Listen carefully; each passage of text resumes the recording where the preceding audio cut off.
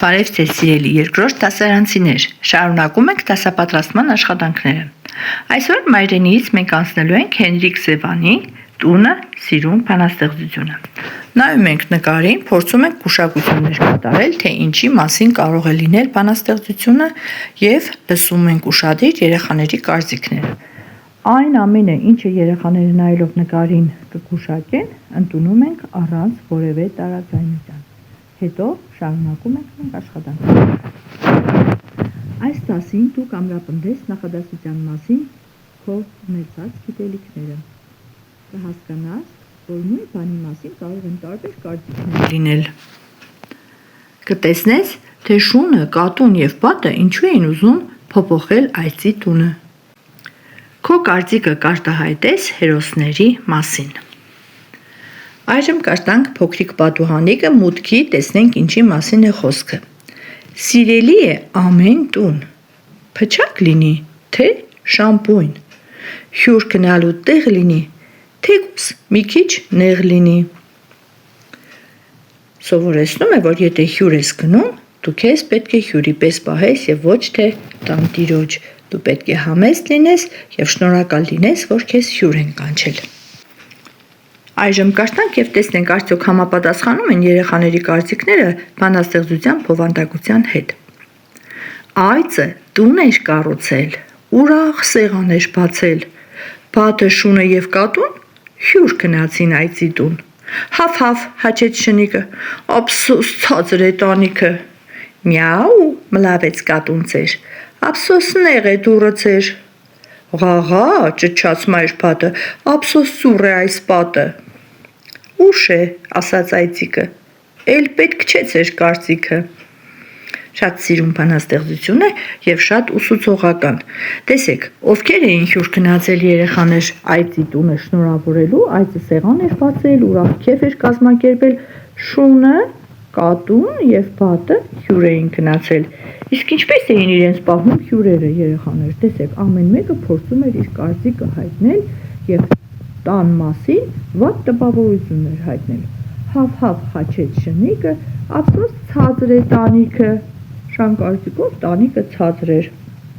Միաու մլավեց կատուն ծեր, ափսոս նեղ է դուռը ծեր, դռնից չի տեղավորվում կատուն։ Ղաղա ճչաց մայրբատը, ափսոս սուռ է այս պատը, ամեն մեկը փորձում է իր հեղինակավոր կարծիքը ասել։ Ուշ է, ասաց այծիկը, էլ պետք չէ ձեր կարծիքը։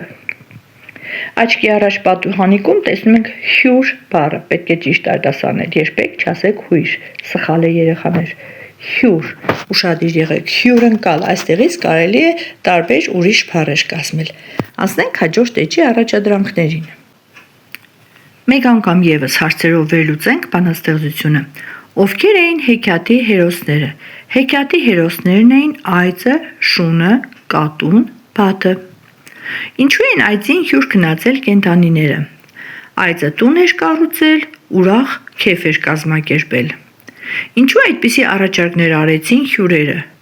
Միգուցե շնիկին հարմար չէր առաստաղը, փիսիկին համար դուռն էր նեղ, պատի կարծիքով էլ պատն էր ծուռ, բայց միգուցե իրենք չունեին այդ տունը և ինչ-որ տեղ չարությունից էին խոսում, բայց եկեք լինենք լավատես, կարծենք, որ նրանք լավ իմաստով էին ուզում էին ասել, որ այծի տունը կարող է լինել ավելի որակով և ավելի հաճելի։ Եթե դու լինեիր հյուրը, ինչ կասեիր այծին։ Ինձ թվում է յուրաքանչյուր հյուր պետք է գիտակցի, որ ինքը այդ տանը հյուր է և պետք է քաղաքավարի լինի տանտիրոջ հանդեպ։ Եթե դու լինեիր տանտերը, ինչ կպատասխանեիր։ Հավանաբար, տանտերը ճիշտ պատասխանեց և ասաց, որ այլևս ոչ մեկի կարծիքը կարևոր չէ, քանի որ ուշացած է։ Եթե այծը լսեր բոլորի կարծիքը, ապա ինչ տուն կկառուցեր։ Եթե լսեր բոլորի կարծիքը, հավանաբար կկառուցեր մի այնպիսի տուն, որ երբ հյուր կային, նորից ինչ-որ մեկը նորից մի որևէ թերություն կնկատեր, չէ՞ որ մարդը, որը ուզում է թերություն գտնել, անպայման կգտնի երեխաներ։ Առաջադրանք 1. Եթե այծիկը մեկ անգամ էլ տուն կառուցի, քո կարծիքով ինչպես կվարվի, հիմնավորիր։ Հաշվի կառնի բոլորի կարծիքները, կլսի, բայց կկառուցի իր նախկին տան պես, կդիմի Ճարտարապետ Ծիծեռնակին։ Հանվանաբար երեխաներ ամենաճիշտ տարբերակը երրորդ տարբերակն է։ Թերևս Ծիծեռնակն էլ կարող է տունը կառուցել իրեն հարմար։ Դրա համար յուրաքանչյուր մարդ պետք է իր տունը կառուցի իրեն հարմար ձևով, որտեղ ինքը իրեն ավելի լավ ու հարմար է զգում։ Առաջադրանք 2-ը մենք արդեն խոսեցինք, թե ինչպիսին կլինի այծի տունը, եթե հյուրերը մինչև տունը կառուցելը հայտնեին իրենց կարծիքը։ Ամեն անգամ յուրաքանչյուր մարդ պետք է լսի կարծիքները, բայց անի այնպես, ինչպես իրեն է հարմար։ Կարծիքները հաշվի առնել, բայց անել իրեն համապատասխան ձևով, այն, ինչը իրեն հարմար է։ Առաջադրանք 4-ը նկարում տեսնում ենք չի, ծառի, ծնգնում, հեռու, պտուղը բառերը։ Այդ բառերը գրում ենք այնպիսի հեշտականությամբ, որ ստացված բառաշարքը միտք արտահայտի։ Մենք գիտենք, որ նախադասությունը սկսվում է մեծատառով, վերջում դրվում է վերջակետ։ Պտուղը ծառից հեռու չի ընկնում։ Առածը երեխաներ սովորեցնում է, որ պտուղը ծառից հեռու չի ընկնում, այսինքն զավակը ծնողին է նման լինում։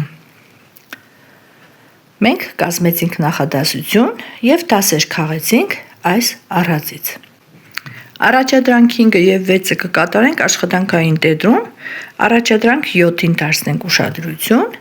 տեսնենք դասից քաղած իմ պտուղները։ Ուշադրիր նայում ենք երկու նկարին։ Թերթիկ է դրված, որի վրա գրված է 9, մյուս թերթիկի մեջ հայերեն տպագիր Ս-ն է գրված, բայց սրանք ինչ-որ սիմվոլներ են, տեսնենք ինչի մասին է խոսքը։ Կարծիքներ կան շարան, շարան, ամեն կարծիք մի պարան, քեզ կկապեն, մի վախեցիր, դու մտածիր երկար ու ցիկ, դասեր քաղիր կարծիքներից, առաջ անցիր այդ ցիկներից։ Տեսեք առաջարկել են ստանալ 6 կամ 9 թվանշանը։ Տեսեք նույնիսկ աղջիկներից մեկի ձեռքին պարան կա, որը հուշում է ինչպես կարելի է ստանալ։ Կարելի է մետաղալարի նման երկարացնել, ցև տալ։ Կարելի է ստանալ ինչպես 6, այնպես էլ 9։ Նաև կարելի է ստանալ 0 երեխաներ։ Ինքներդ վերցրեք որևէ թել կամ մետաղալար և ստացեք տարբեր թվանշաններ։ Այժմ անցնենք աշխատանքային տետրի առաջադրանքներին։ Առաջադրանք 1-ը կարդանք և գրենք, սովորենք աչքի առաջ պատուհանիկի բառը հյուր։ Ես արդեն բացատրեցի հնչողությունը, պետք է գրել, կարելի է նաև կազմել ածանցավոր կամ բարդ բառեր։ Առաջադրանք 2-ը կարդում ենք բանաստեղծությունը և լրացնում աղյուսակը։ Հերոսներից որը ինչ էր անում։ Շունը ինչ էր ասում։ Տանիքը ցածր է։ Կատուն ինչ էր ասում։ Կատուն ասում էր դուռը նեղ է։ Բատը ասում էր պատը ծուռ է, իսկ այծը ասում էր պետք չէ ձեր կարծիքը։ Առաջադրանք 3-ը երկրաչափական պատկերներով կառուցիր, ապա նկարիր թռչնապույն։ Թռչնապույնը նկարեք, հետո կարող եք գունավորել։ Առաջադրանք 4-ը փոխակերպում։ Ձյունից ստացիր հյուր։ Ձյուն, ն փոխել ենք թ-ով դարձել է ձյութ, ծ փոխել ենք հ-ով դարձել է հյութ, თ-ն էլ փոխել ենք ր-ով դարձել է հյուր։ Առաջադրանք 5. Արտագրիր բառերը դասավորելով այնպես, որ ստանաս նախադասություն։ Հայոց սիրում եմ քեզ լեզու։ Տեսեք վերջակետը կա, մեծատառը կա։ Դասավորում ենք և ստանում նախադասություն։ Նախադասությունը սկսվում է մեծատառով, վերջում դրվում է վերջակետ։ Սիրում եմ քեզ հայոց լեզու։ Արագած 4 լեռը գագաթ ունի։ Արագած լեռը 4 գագաթ ունի։ Աճել պարտեզում վարդեր գեղեցիկ են։ Պարտեզում գեղեցիկ վարդեր են աճել։ Ապրել է երջանկության հայրենիքում։ Հայրենիքում ապրելը երջանկություն է։ Եվ առաջադրանք 6-ը լրացրու նախադասությունները։ Դասից քաղած իմ պտուղները։ Ես իմացա, որ բառերի խումբը, որը միտք է արտահայտում, նախադասություն է։ Ես կարողացա դասավորել բառերը և ստացա նախադասություններ։ Ես կարևորեցի կարծիքները տեղին և ճիշտ ժամանակին արտահայտելը։ Այսօր էլ այսքանը, կհանդիպենք հաջորդ դասին, ցտեսություն։